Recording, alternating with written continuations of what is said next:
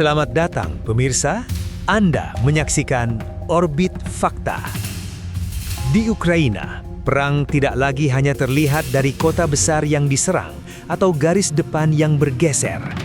Ada strategi yang bekerja lebih sunyi, tetapi dampaknya bisa jauh lebih besar.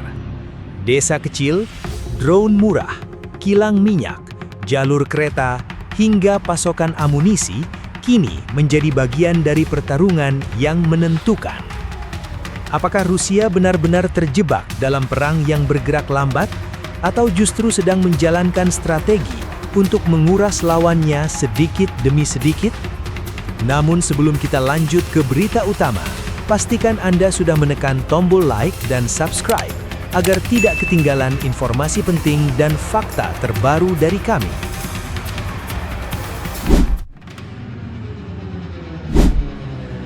Banyak orang menilai jalannya perang dari garis yang terlihat di peta.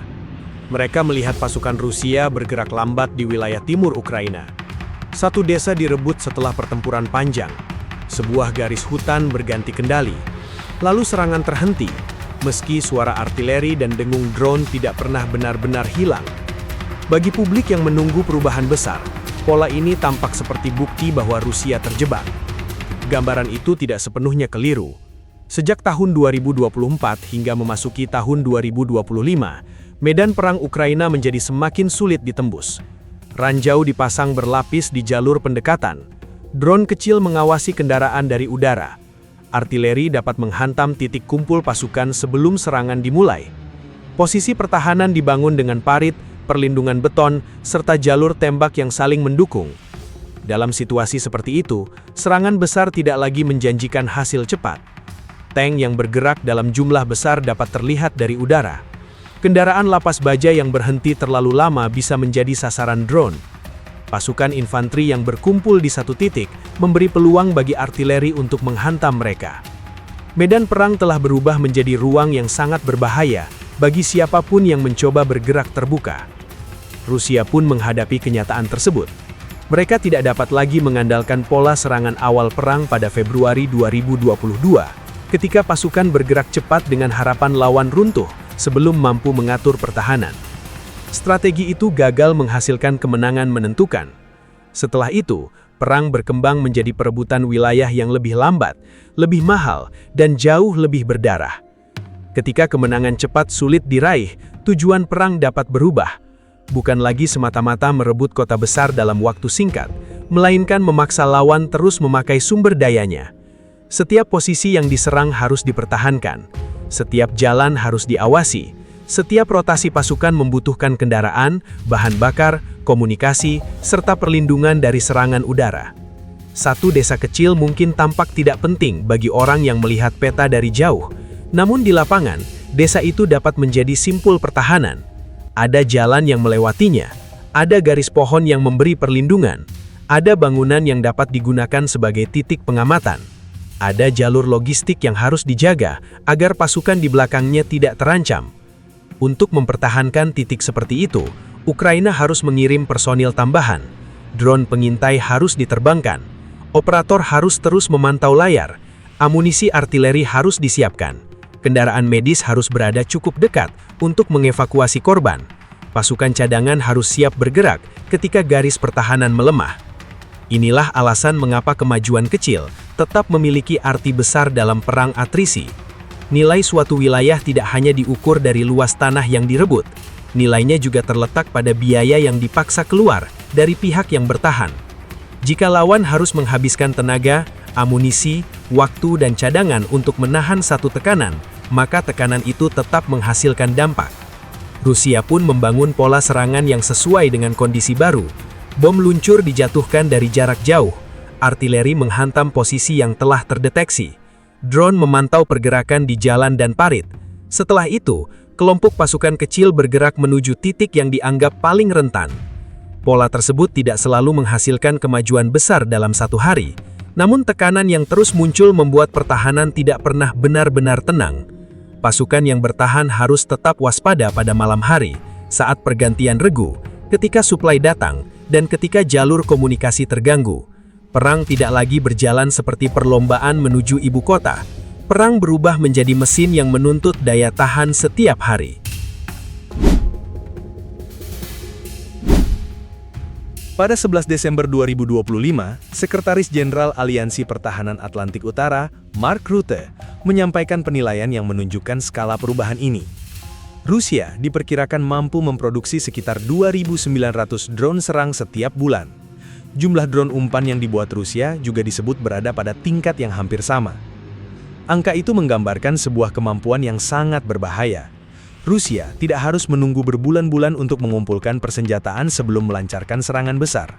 Produksi yang berjalan terus memberi mereka kemampuan mengirim gelombang ancaman berulang kali, bahkan setelah sebagian besar drone ditembak jatuh. Pada malam 13 menuju 14 Mei 2026, skala tekanan itu terlihat dengan sangat jelas. Angkatan Udara Ukraina melaporkan Rusia meluncurkan 675 drone, termasuk drone umpan bersama 56 rudal ke berbagai wilayah Ukraina.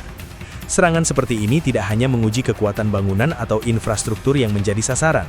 Serangan ini menguji kemampuan sebuah negara untuk tetap membuat keputusan cepat di tengah kekacauan. Setiap objek yang muncul di radar membawa risiko. Operator pertahanan udara harus segera menilai arah, ketinggian, kecepatan, dan kemungkinan sasaran. Mereka harus membedakan drone serang dengan drone umpan.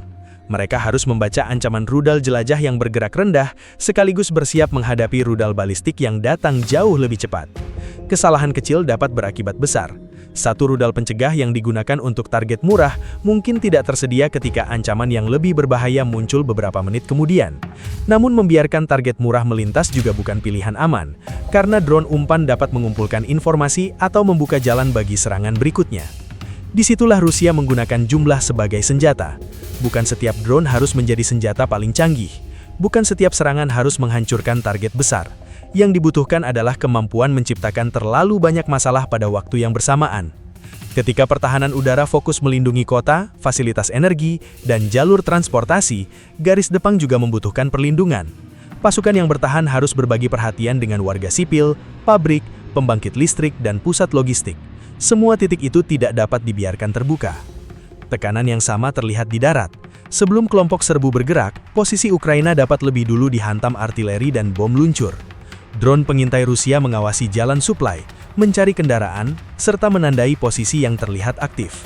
Setelah tembakan mereda, unit kecil mencoba mendekat melalui parit, puing bangunan, atau jalur pepohonan.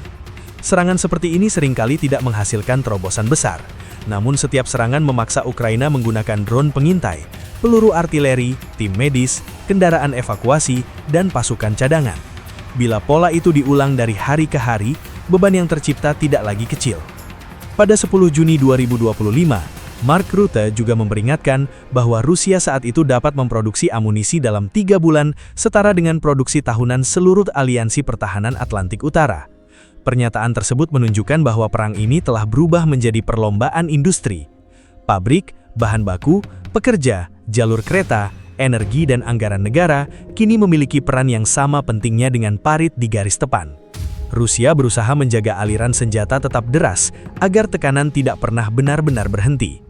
Di balik angka produksi itu, ada tujuan yang lebih luas. Setiap drone yang dirakit, setiap peluru yang dikirim, dan setiap bom luncur yang dijatuhkan membantu Rusia mempertahankan ritme perang. Ritme tersebut memaksa Ukraina tetap bergerak, tetap memperbaiki kerusakan, tetap mengisi posisi kosong, dan tetap membagi sumber daya antara perlindungan warga dengan kebutuhan pasukan di medan tempur. Semua berlangsung tanpa jeda. Tekanan yang dibangun Rusia tidak hanya diarahkan ke parit dan kota Ukraina. Pada saat yang sama, Ukraina semakin berusaha membawa biaya perang ke wilayah Rusia sendiri. Sejak awal 2026, drone jarak jauh Ukraina makin sering menjangkau kilang minyak, depo bahan bakar, lapangan udara, serta jalur logistik di belakang garis tempur Rusia. Serangan ini bukan sekadar aksi simbolik. Kilang minyak adalah tempat minyak mentah diubah menjadi bensin, diesel, dan bahan bakar yang dibutuhkan kendaraan sipil, kereta, industri, dan kendaraan militer. Ketika satu fasilitas berhenti bekerja, dampaknya dapat merambat jauh melampaui lokasi ledakan. Pada 17 Juni 2026, Badan Energi Internasional menyatakan produksi minyak mentah Rusia pada Mei 2026 turun menjadi sekitar 8.700.000 barel per hari. Angka itu sekitar 10% di bawah target Rusia untuk bulan tersebut. Badan itu mengaitkan penurunan ini dengan meningkatnya serangan Ukraina terhadap infrastruktur energi Rusia. Penurunan produksi tidak langsung berarti Rusia kehabisan uang atau kehilangan kemampuan berperang. Namun gangguan tersebut memaksa pemerintah dan perusahaan energi Rusia membuat pilihan yang tidak mudah. Mereka harus memperbaiki kerusakan, mengatur ulang pengiriman minyak, menjaga kebutuhan bahan bakar dalam negeri, dan tetap mempertahankan ekspor yang menjadi sumber pemasukan penting. Pada 18 Juni 2026, drone Ukraina menghantam sebuah kilang di tenggara Moskow, sekitar 16 km dari Kremlin. Ledakan dan kebakaran di fasilitas itu memperlihatkan bahwa sasaran energi Rusia tidak lagi hanya berada dekat wilayah perbatasan. Perang dapat muncul di dekat pusat pemerintahan dan pusat ekonomi Rusia. Serangan ke fasilitas energi juga menciptakan masalah pertahanan. Rusia tidak mungkin melindungi seluruh wilayahnya dengan jumlah sistem pertahanan udara yang sama. Ketika sebuah kilang, depo, atau pangkalan udara dianggap semakin rentan, perlindungan harus dipindahkan atau diperkuat. Keputusan itu dapat mengurangi jumlah sistem yang tersedia untuk melindungi lokasi lain. Dampak tekanan ini mulai terasa pada pasokan bahan bakar. Pada 22 Juni 2026, otoritas di Crimea yang diduduki Rusia menghentikan kegiatan wisata dan perkemahan musim panas anak hingga September di tengah krisis bahan bakar yang dikaitkan dengan serangan Ukraina terhadap jalur pasokan dan kilang. Sejumlah stasiun pengisian bahan bakar juga membatasi penjualan bagi warga sipil. Bagi Ukraina, sasaran seperti ini memiliki nilai strategis yang jelas. Setiap gangguan pada penyulingan dapat menghambat ketersediaan bahan bakar. Setiap pemindahan pertahanan udara dapat membuka celah di tempat lain. Setiap kebakaran yang terekam kamera dapat menunjukkan kepada publik Rusia bahwa perang tidak sepenuhnya berada jauh dari kehidupan mereka. Namun operasi jarak jauh Ukraina juga menghadapi batas. Tidak semua serangan berhasil menimbulkan kerusakan besar. Banyak drone dicegat. Sebagian fasilitas mampu kembali beroperasi setelah perbaikan. Rusia tetap memiliki cadangan, jalur distribusi alternatif, dan kemampuan industri yang besar. Pada saat yang sama, negara-negara pendukung Ukraina meningkatkan produksi amunisi dan sistem pertahanan. Ketersediaan bantuan dari luar negeri tetap menjadi faktor penting karena kemampuan menahan serangan Rusia bergantung pada persediaan rudal pencegat, peluru artileri, dan suku cadang, serta kendaraan untuk pengangkutan. Karena itu, perang ini berkembang menjadi persaingan yang semakin luas. Rusia berusaha menjaga tekanan terhadap Ukraina dari udara dan darat. Ukraina mencoba memotong sebagian sumber daya yang menggerakkan tekanan tersebut. Di belakang garis depan, teknisi memperbaiki kilang, operator pertahanan udara memantau langit, pekerja kereta menjaga arus logistik, prajurit di kedua pihak menunggu pasokan yang menentukan apakah posisi mereka dapat bertahan pada hari berikutnya. Perang atrisi menunjukkan bahwa kemenangan tidak selalu ditentukan oleh seberapa cepat wilayah direbut. Dalam perang panjang, daya tahan ekonomi, kekuatan industri, kemampuan menjaga logistik, serta ketahanan masyarakat menjadi bagian penting dari pertarungan. Rusia berusaha mempertahankan tekanan melalui produksi senjata, serangan jarak jauh, dan operasi darat yang terus berulang. Di sisi lain, Ukraina berusaha membuat biaya perang semakin berat bagi Kremlin melalui serangan terhadap energi, logistik, dan fasilitas penting di dalam wilayah Rusia. Perang ini masih terus bergerak, bukan hanya di garis depan, tetapi juga di pabrik, jalur kereta, kilang minyak, pusat komando, dan langit di atas kota-kota yang terdampak. Terima kasih telah menyaksikan pembahasan ini. Jangan lupa untuk subscribe ke channel Orbit Fakta dan aktifkan lonceng notifikasi agar tidak ketinggalan informasi dan berita menarik lainnya. Orbit Fakta, fakta dari orbit untuk seluruh dunia. Terima kasih telah menyaksikan, sampai jumpa.